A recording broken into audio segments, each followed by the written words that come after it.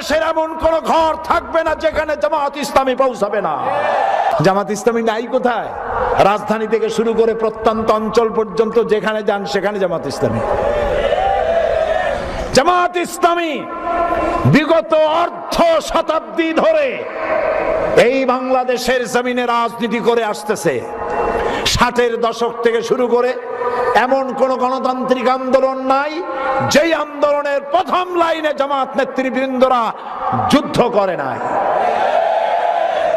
পার্লামেন্টে রয়েছে জামাতের সম্মানজনক সদস্য সংখ্যা, রয়েছে মন্ত্রী।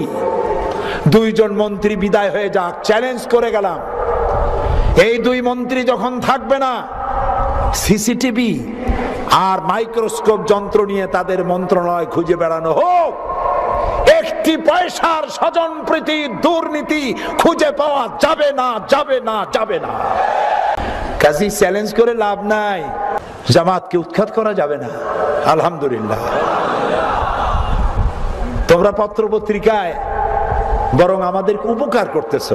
প্রত্যেক দিন সমানে জামাত আর শিবিরের বিরুদ্ধে সমানে হেডিং আসতেছে। তোমরা কয়েকশো কোটি টাকার প্রচার আমাদের করে দিয়েছো ইতিমধ্যে।